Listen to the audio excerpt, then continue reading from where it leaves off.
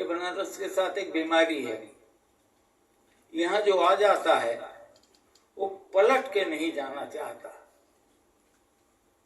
गंगा जी उसको डिस्टर्ब करती हैं। बनारस में गंगा उत्तर वाहिनी है, इसके माने गंगा हमें रोज आत्मावलोकन करने की शिक्षा देती है। लोग विदिन, लोग सेंट्रीफ्यूगल बन के केंद्र से बाहर की ओर भागते हैं। बनारस सेंट्रीपिटल है, केंद्र की ओर भाग के आने की गति है। तो उस बीमारी में मैं भी फंस गया। और महंत जी, हमारी बेटी अनुराधा, काशी की प्रशंसा में जितने शब्द बोले, मैं आपको एक, आप लोग जरूर जानते होंगे, एक स्तोत्र है, शिव महिम्न स्तोत्र, शिव की महिमा की स्तोत्र। 40 श्लोक हैं, उसका 38वां श्लोक है जो हमारे आपके लिए शिक्षणीय है। असित गिरि समन शात कज्जलम सिंधु पात्रम सुरतरुवर शाखा लेखनी पत्र मूर्वी लिखत जिति गृहत्वा शारदा सर्वकालम तदपि तब गुणानाम ईश पारम न जाति। असित नील, ब्लू, नीलगिरी पर्वत को उठाकर स्याही बनाने के लिए समुद्र में घोल दिया जाए। समुद्र के पानी में कल्पतरु शाखा के एक डाली से कलम बनाकर पृथ्वी को लिखने वाला पत्र मानकर अगर माँ सरस्वती अनंत काल तक आपके महिमा का वर्णन लिखें, तब भी महेश आपके गुण समाप्त नहीं होते। ठीक काशी भी वही है, क्योंकि काशी के बारे में दर्शन शास्त्र बोल रहा है एम्बॉडीड शिव। शिव काशी, शिव काशी, काशी काशी शिव शिव, शिव ही काशी है या काशी ही शिव है। ये जो एक अद्भुत दृष्टिकोण है, बनारस में सबसे, दूसरों के लिए जो गाली है बनारस में सबसे अधिक सम्मानजनक विशेषण है। दूसरे जगह पर अगर आप किसी को कहते मारो अवघड़ है, that means beyond any normal discipline. मगर काशी में अघोर माने, घोर माने है भय, अघोर माने जो फियर साइकोसिस के ऊपर उठ गया है।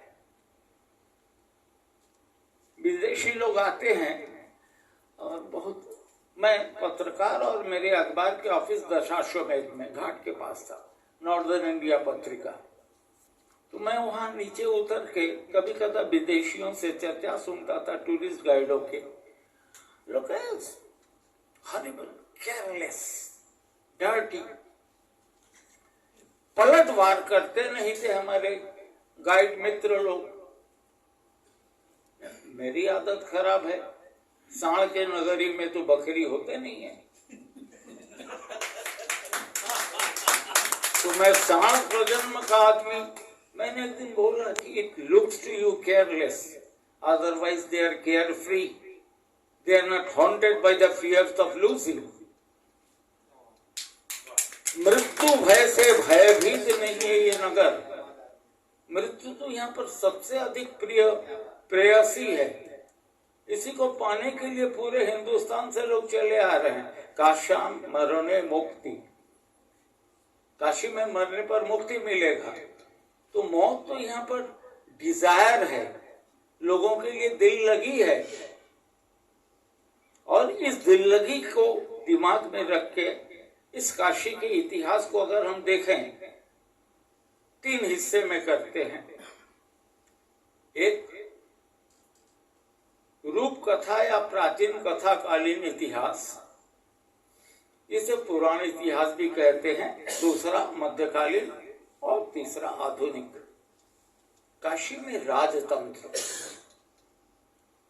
अब रामायण के समय मैं ढूंढ रहा हूं, एक काशीराज शब्द मिल रहा है, मगर वो कौन था, कितने पुष्ट से यहाँ थे, पता नहीं।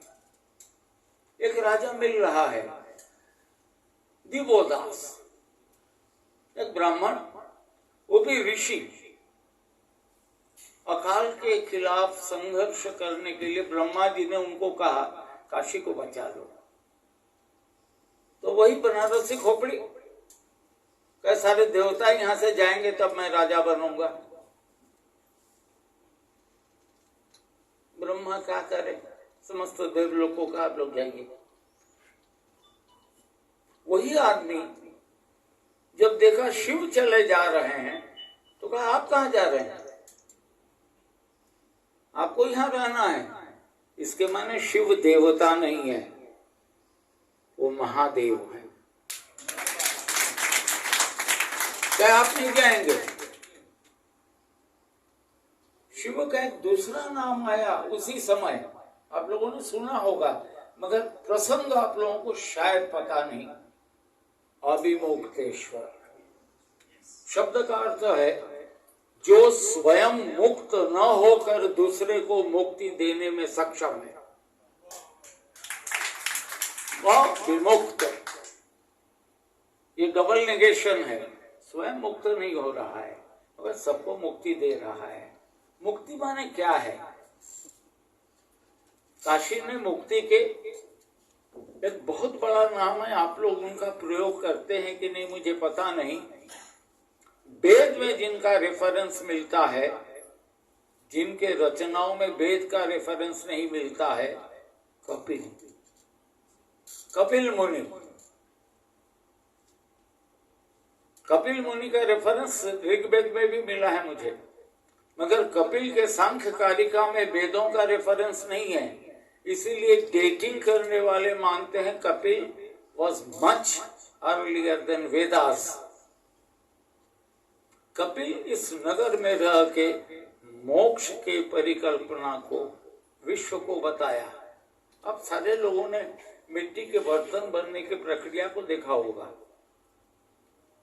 एक मिट्टी का पहिया है, चाक, जिसके ऊपर मिट्टी रखी हुई, एक लकड़ी के टुकड़े से उसमें आप चाण देते हैं, गति रोल करता है और एक एक बर्तन बनता है। कुल्हड़ बना, कसोरा बना, थाली बनी, गगरी बनी। कपिल कहता है ये जो सारे अलग अलग बर्तन बन रहे हैं ये हमारे जीवन के विकल्प हैं, ऑल्टरनेटिव। और वो जो चाण दे रहे हैं वो हमारी चाहत है। जिस दिन चाण देना बंद करेंगे, पहले के दिए हुए गति से कुछ देर तक ये चाक चल के रुक जाएगा, कोई ऑल्टरनेटिव नहीं बनेगा। तो moksha is a state of alternativelessness. Kashi में मृत्यु की एक अद्भुत परिभाषा दी, ये स्टेट ऑफ ऑल्टरनेटिव लेसनेस, चाहत ही नहीं है। ये आप बनारस के चरित्र में देखिए, किसी सामान्य भिखमंगे को लेवे राजभोग को, तो ऐसे आपको देख के कहेगा भैया तो ही खा, क्योंकि आपने संप्रदान करने में वो सम्मान नहीं दिया जो एक मनुष्य को मिलना चाहिए। तो बनारस का आदमी रईसों को कुछ नहीं मानता था। यहीं से मैं अपने विषय पर आ रहा हूं। बनारस ने कभी भी रईसों को नहीं माना तो राजा को क्या मानेंगे।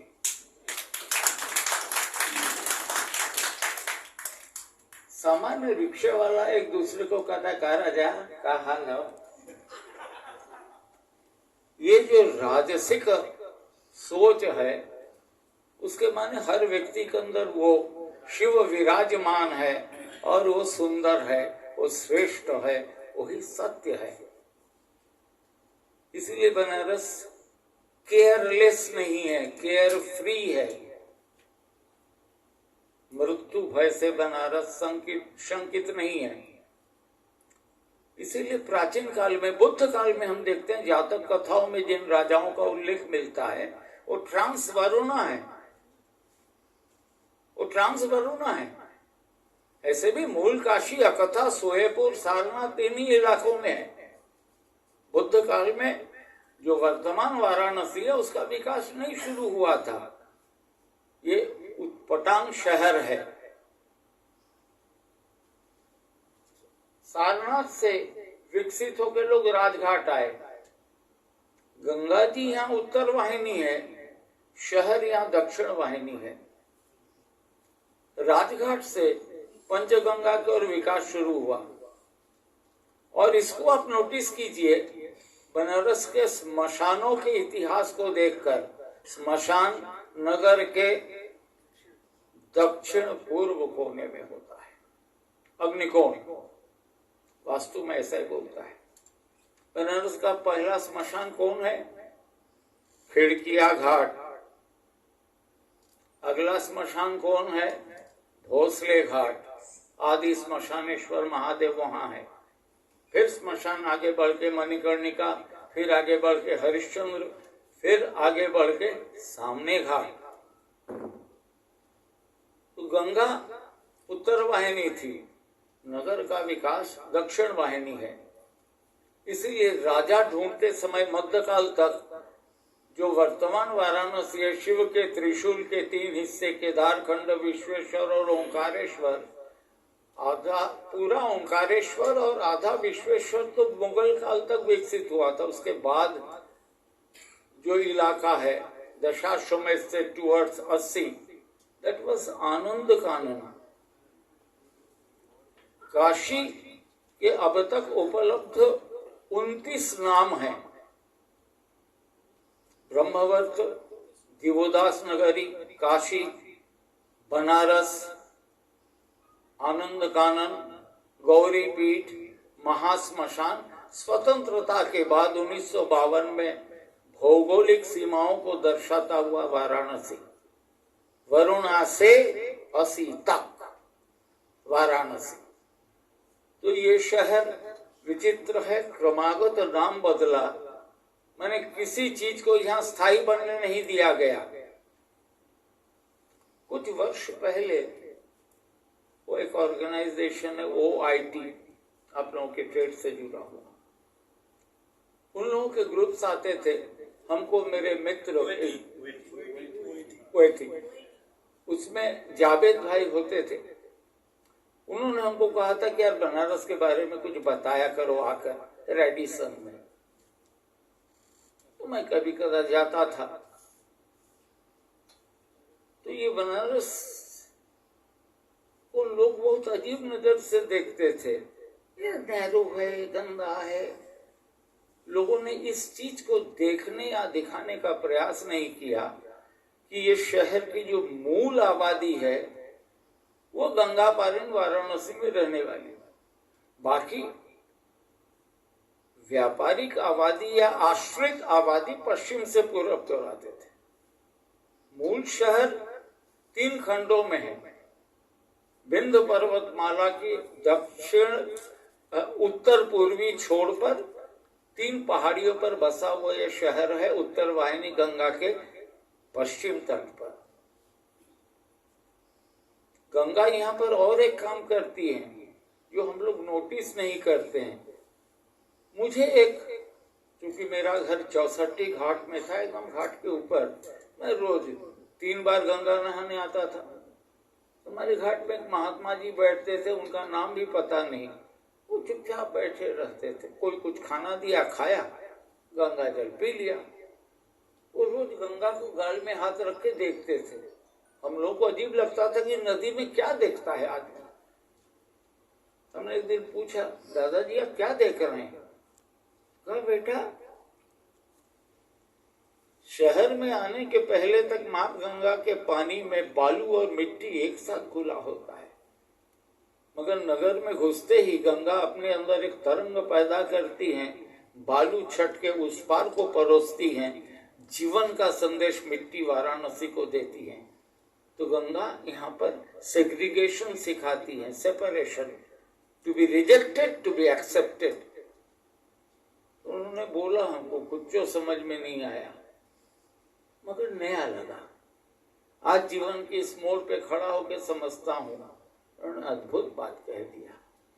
गंगा आत्मावलोकन करती है, गंगा रिजेक्ट करती है, एक्सेप्ट करती है।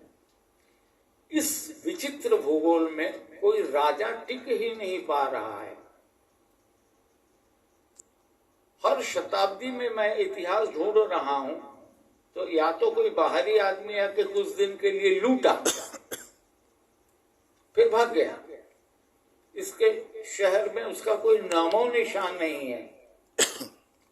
और मुगलिया सल्तनत के जमाने में एक नई बात आई, हर जगह के एक संपन्न जमींदार या राजा उठ के बनारस चला आया, आके कुछ बनाया, चाहे राणा महल के राणा का महल हो, उसके बगल में दरभंगा पैलेस में दरभंगा नरेश का हो, या 64 घाट से केदार जी को बढ़ेंगे तो दिग्पतिया का भवन हो, बंगाल के नाटोर के रानी का है लगा।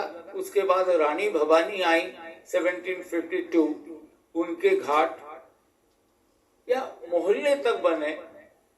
तो ये छोटे मोटे राजा यहाँ खूब आए और यहाँ पर राजा बनने के लिए नहीं आए। एक भवन, नया होटल बनने के चक्कर में उस भवन के ऊपर का जो संगमरमर का प्लेट था उसे तोड़ दिया गया। फिर भी आप लोग जीवन भर प्रयोग कीजिएगा, बंगाल की रानी हेमंत कुमारी, दशाश्वमेध में जो लाल रंग के शिव मंदिर है घाट के ऊपर, उसके निर्माता, उन्होंने अपने घर D22/4 64 घाट, उस मकान के ऊपर लिखा था इदमपि न तिष्ठेत, ये भी नहीं रहेगा। ये बनारस है, यहाँ पर नया मकान बनाने के बाद भी मकान मालिक उस पर लिखवाता था, ये भी नहीं रहेगा। इसलिए यहाँ पर राजतंत्र टिक नहीं पा रहा था, मगर एक राजतंत्र हमें मिला। मुगलिया सल्तनत के रेवेन्यू कलेक्टर मीर साहब हुआ करते थे, जिनके स्मृति में मीर घाट है। उनके पहलवान साथियों में एक सज्जन थे मनशाराम जी। मनशाराम जी सिंह लिखते थे। मनशाराम जी के पिताजी शर्मा उपाधि का प्रयोग करते थे। मनशाराम के दादाजी मिश्र, गोविंद मिश्र, मिश्र शब्द का प्रयोग करते थे। मनशाराम जी वाराणसी, वर्तमान जो जिला है उसके एक इलाके के निवासी थे। उन्होंने मीर की बदतमीजी से मीर की हत्या कर दी। अवध के नवाब से उन्होंने पट्टा पा लिया, राजा का खिताब उन्होंने खरीद लिया लगान के एवज में। ये एक राजतंत्र है जिसका 11वां पुष्प अभी लगातार हमें मिल रहा है। मनशाराम जी, बलवंत जी, चेत सिंह जी, महक नारायण जी, उदित नारायण जी, प्रभु नारायण जी, ईश्वर नारायण जी, आदित्य नारायण जी, विभूति नारायण जी, वर्तमान में अनंत नारायण जी। एक धारा है 11 पुष्प का। 11 पुष्प माने 250 ईयर्स प्लस, 1735 से लेकर आज तक। अन्यथा बनारस में कोई राजा नहीं हुआ। उसका मूल कारण यही था कि मैक्सिमम लोग यहाँ पर उदासीन आते थे। मैं ये नहीं कहता हूं, ये सब मरने के लिए आते थे, मगर मेंटली सेटिस्फाइड और डिजेक्टेड लोग आते थे। उनके लिए राजा कौन है वो तुलसीदास जी ने भी लिखा, कौन रिपो होए, whoever be the king, हमसे क्या मतलब। ये जो हमसे क्या मतलब, अब बनारस के जो टिपिकल मुहावरे हैं वो सभ्य समाज में माइक से बोला नहीं जा सकता है, अपैरेंटली वो गालियां लगते हैं।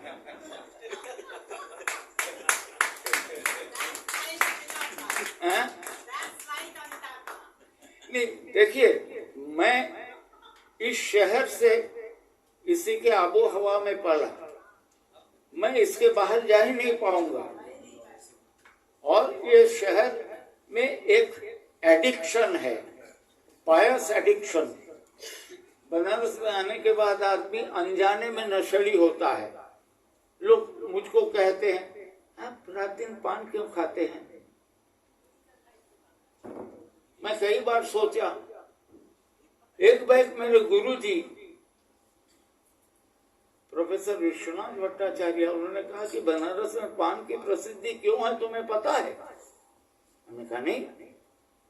तो कहा बनारस खाली सनातन धर्म के 5 शाखाओं की नगरी नहीं है, शैव, शाक्त, वैष्णव, सौर, गाणपत्य।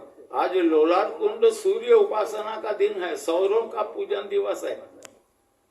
इसको छोड़कर बौद्ध हैं, बुद्ध के 3 प्रकार हैं, हिनायान, महायान, वज्रयान।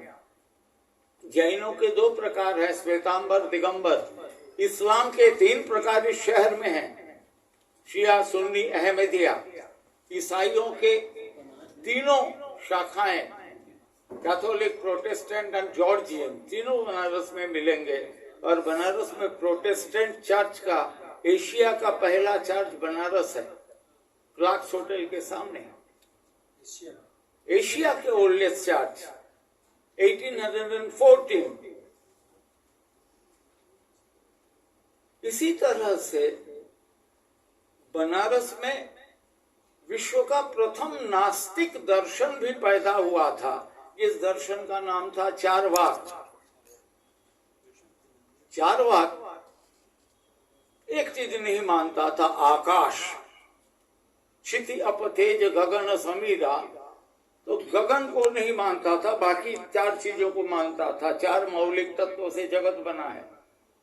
और इसको सामान्य लोगों को समझाने के लिए कि पूर्व जन्म और पुनर्जन्म नहीं है, आत्मा नामक कोई तत्व नहीं है, उसने एक उदाहरण का प्रयोग किया। पान का पत्ता हरा है, चूना सफेद है, कत्था और सुपारी कत्थई रंग का है।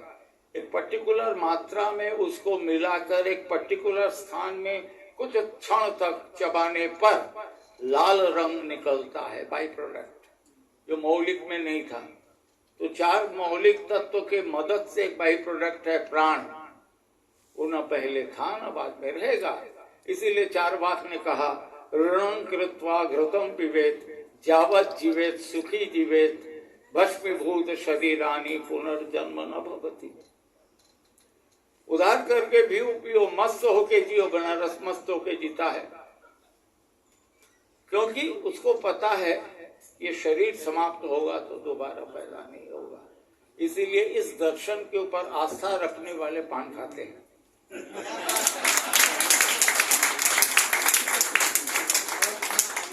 बेढप बनारसी जी कहते थे, अरे पान काहे तू लोग बोला ला, रॉ कहाँ गए?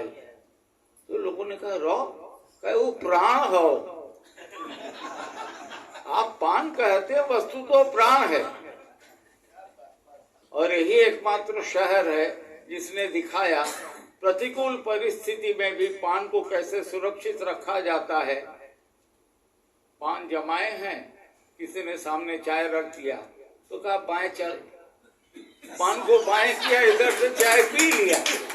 तो ये जो बनारस का easy cut, I don't say it short cut, ये इजी कट, ये इस शहर की जीवन शैली है। और इस जीवन शैली को विश्व में आज के तारीख में आप कहीं दिखा नहीं सकते। बनारस में आने पर ही इसको महसूस किया जा सकता है। और इस शहर की जो टॉलरेंस, आज के तारीख में पूरा विश्व एक दूसरे से लड़ने पर आमादा है। बनारस एकमात्र शहर है, आप फर्स्ट क्लास धोती कुर्ता पहन के जा रहे हैं, किसी ने पान थूका, छिट्टा आया, अब जिसके ऊपर थूका गया वो भी पान खाया हुआ है। तो अपने दोस्त को कहता है जायदा, बहस करे में पान खराब हो जाएगी। ये जो टॉलरेंस है, जायदा, ये $1 मिलियन वैल्यू के शब्द है जायदा, सहनशीलता। बनारस इसके लिए परिचित है। विश्व के लोग बनारस देखने आए या भारत के लोग देखने आए, कॉरिडोर देखे या कुछ देखे। जैसे बनारस के एक प्राचीन पंडित जी हमको मिले कॉरिडोर बनने के बाद, वो उस दिन पुलिस के हाथ पिटाए भी थे। कॉरिडोर के लिए आमंत्रण पाके गए, मगर पुलिस जनों ने उनका गार्ड ऑफ ऑनर दे दिया। तो हम शाम को फोन किए समाचार बनाने के लिए कि क्या महाराज चोट तो नहीं आई? कहे नहीं, ठीक है। असलियत था हमें पता नहीं रहल कि विश्वनाथ जी का भी कौन उपाधि हो। मैं समझ नहीं पाए पहले विश्वनाथ जी को उपाधि कहाँ, वही पांडे चौबे तिवारी। विश्वनाथ जी के नाम के बाद ये नहीं लिखा जाता था। हमने कहा तो आज आपको क्या इल्हाम हुआ? कहा वो साव हो गई, वो साव जी हो गई है। तो मैं हिम्मत करके इसको लिख नहीं पाया अपने अखबार में कि कुछ लोग हमको भी गार्ड ऑफ ऑनर दे देंगे। मगर ये जो बनारस की सेंसिटिव माइंड है, ये विश्व के आदमी को आज के तारीख में दिखाना जरूरी है।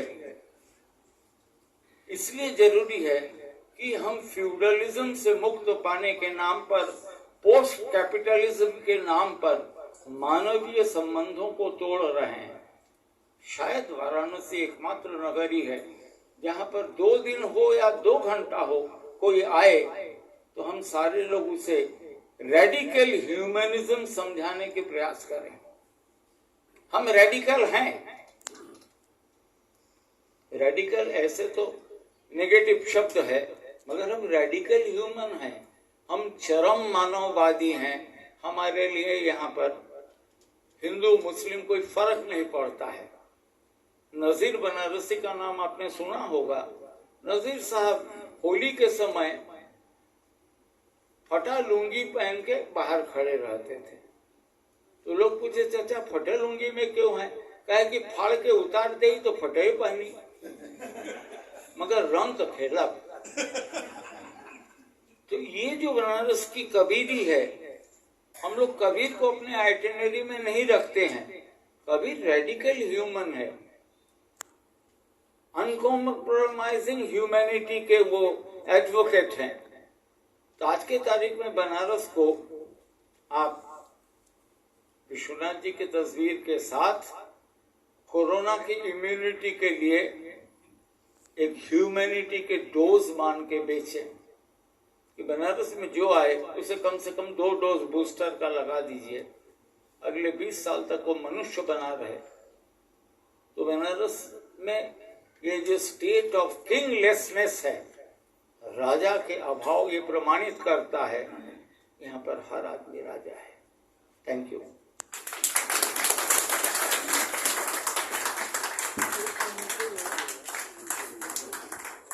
निवेदन करूंगा, बहुत बहुत धन्यवाद अमिताभ दादा को उनके स्थान तक पहुंचाने में। हाँ, वो सहयोग करें यथास्थान और स्मृति चिन्ह